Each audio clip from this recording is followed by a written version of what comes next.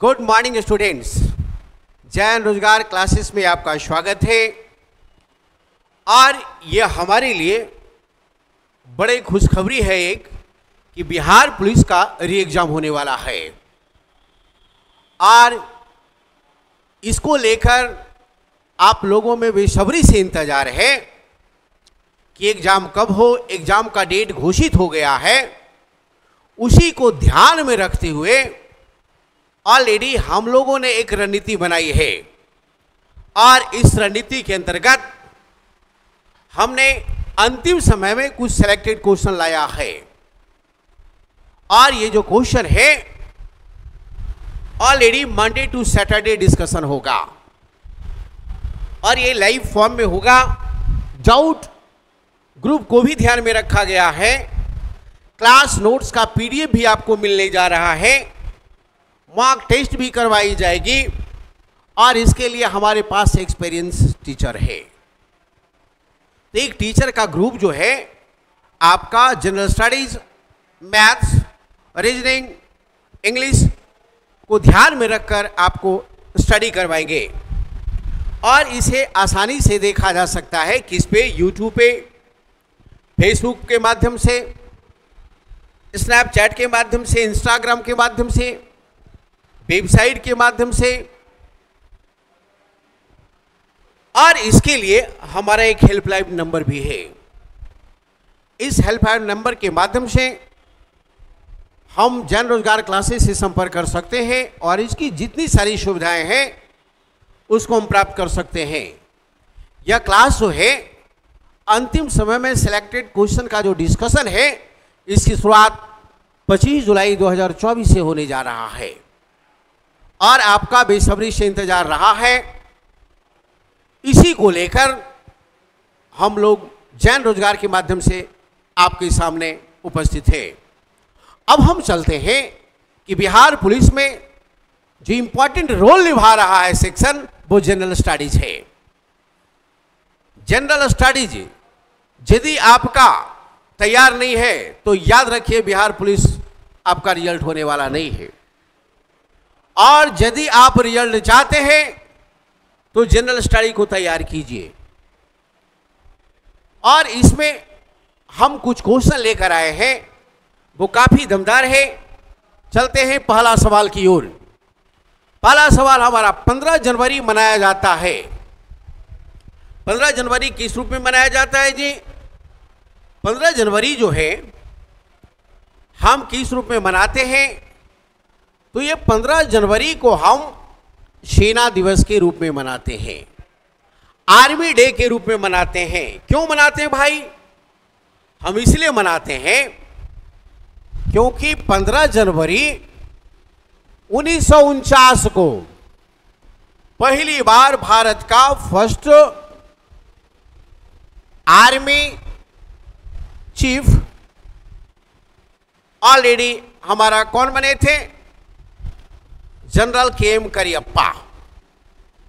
कौन? General K M. Cariappa, याद रखना है। और इसी के सम्मान में ऑलरेडी ये सेना दिवस मनाया जाता है। श्रम दिवस की बात होगी, मजदूर दिवस की बात होगा तो कब मनाते हैं? 1 मई, याद रखना है।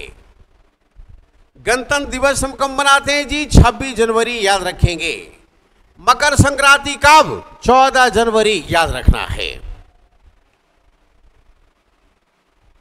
तो ये ध्यान में रखना है। और इसी के साथ जनवरी की बात करेंगे तो 25 जनवरी हम क्या मनाते हैं? मतदाता दिवस मनाते हैं, याद रखना है। तो दिवस से एक सवाल होगा,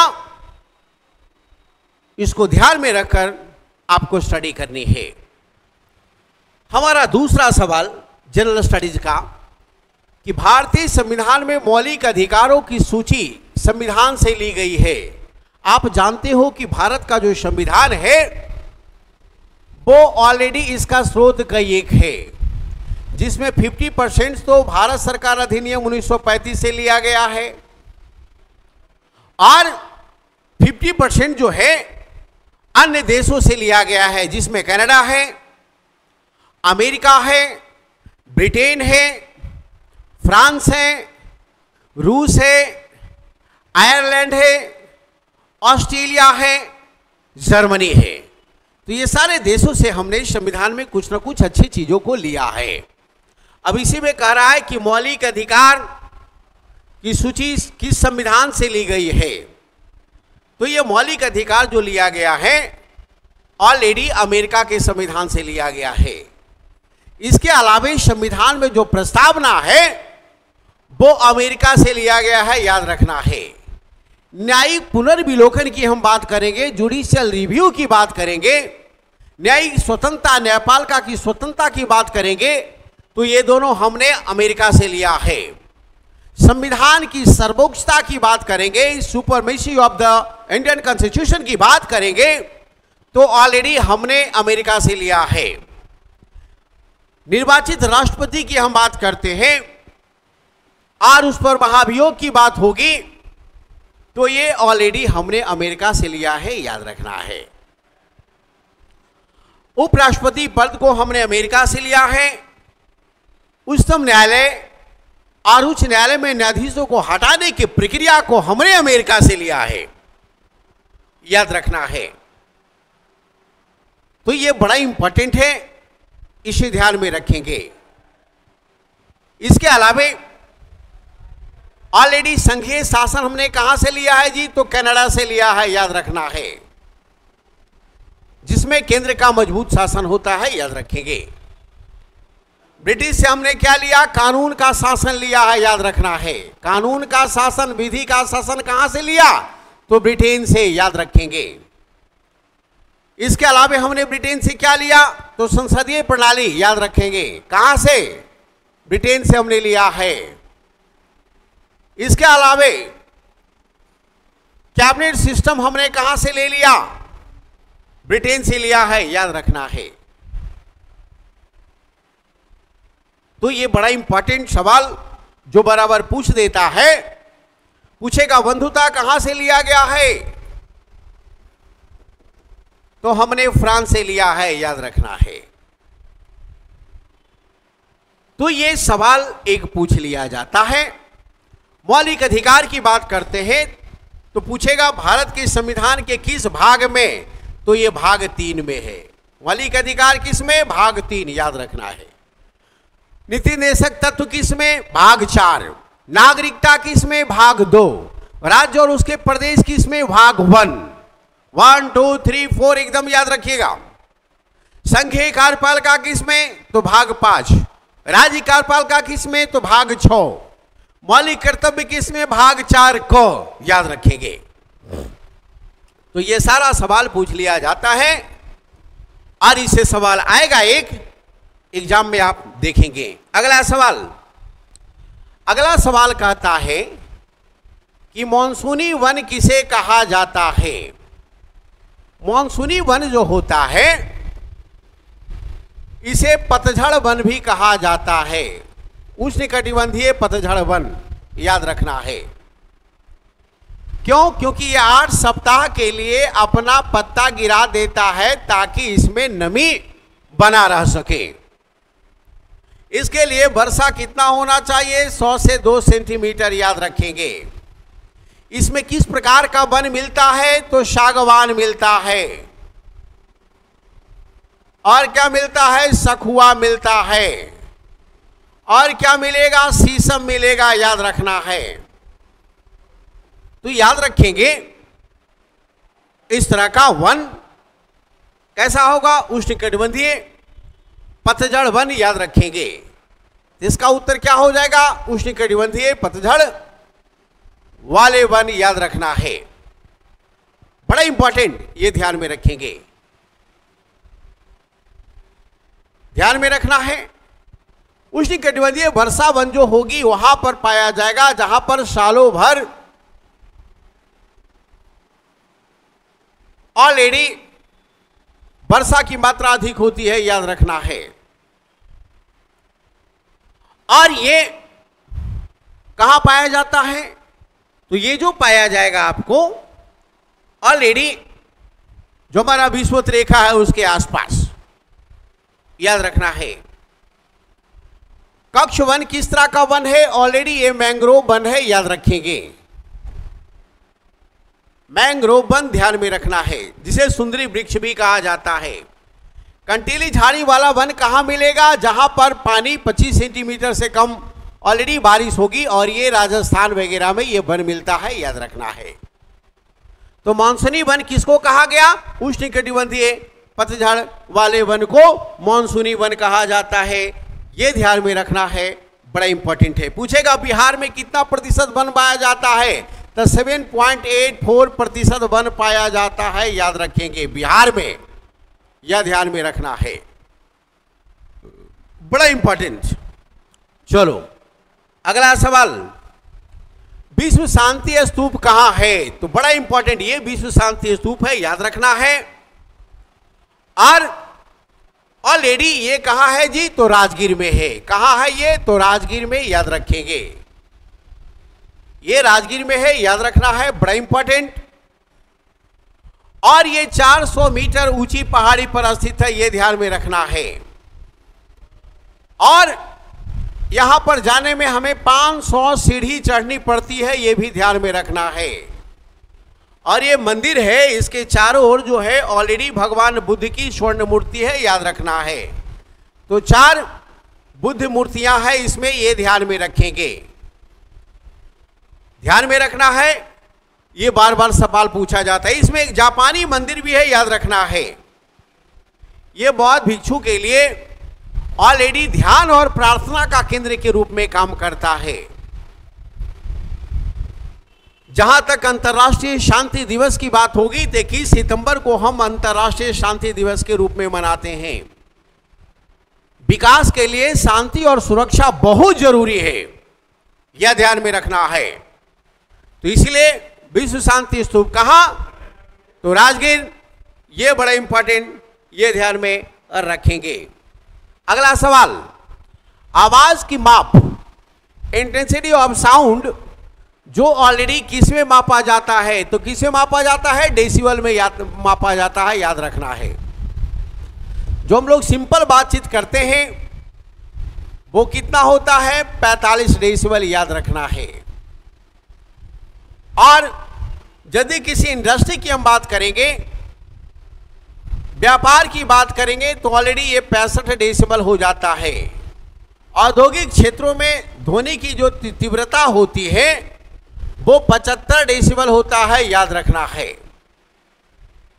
ये बड़ा इंपॉर्टेंट है, ध्यान में रखेंगे। तो डेसिबल किसका मात्रक? इंटेंसिटी ऑफ साउंड का ये ऑलरेडी यूनिट है, ये ध्यान में रखना है, ध्यान में रखेंगे, बड़ा इंपॉर्टेंट। हर्ज किसका है जी? तो ये जो है फ्रीक्वेंसी का मात्रक है, आवृत्ति की मात्रक है, याद रखना है।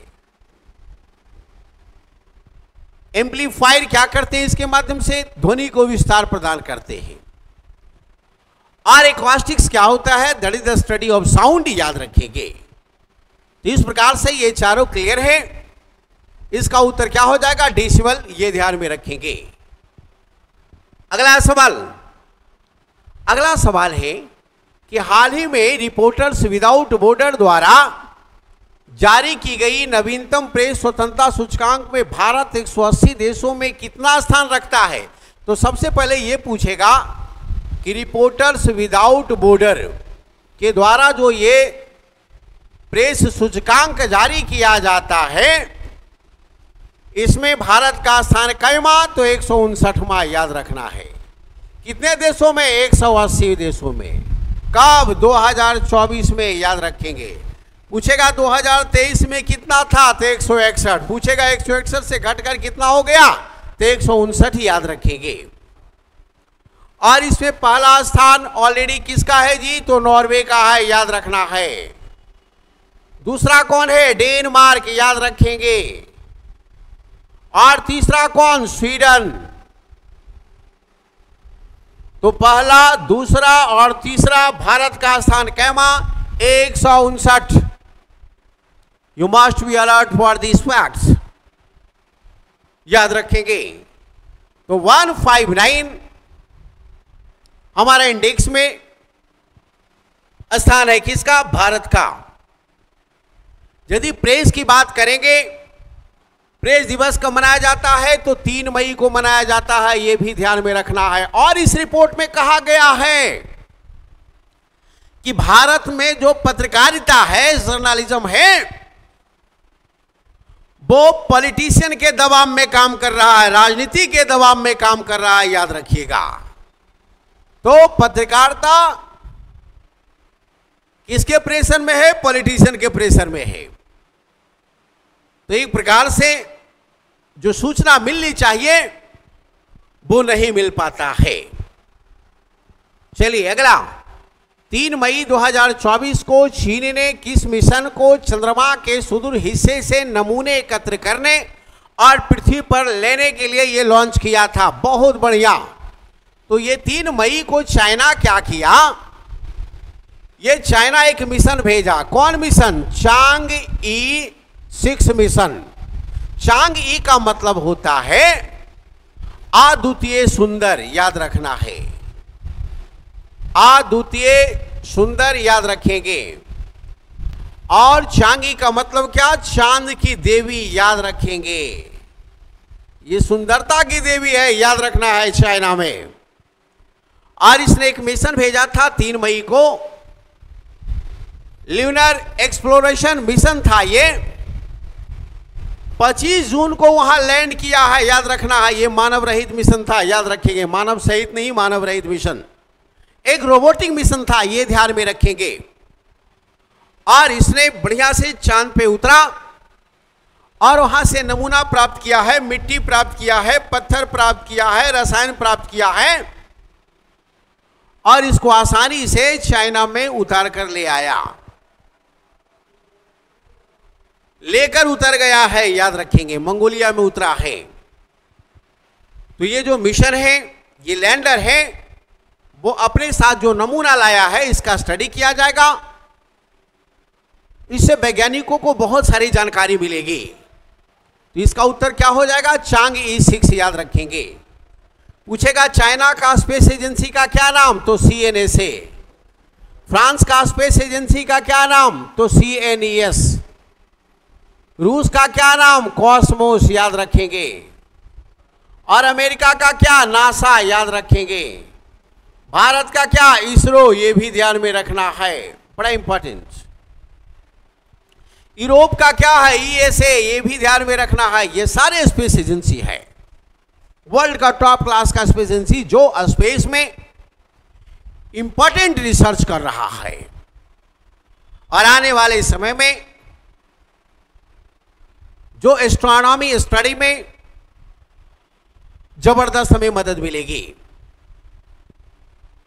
कॉस्मोलॉजी से संबंधित स्टडी में ब्रह्मांड का रहस्य हम जानने वाले हैं, इसलिए हम चांद पे जा रहे हैं, इसलिए सूर्य की गतिविधि को हम समझ रहे हैं।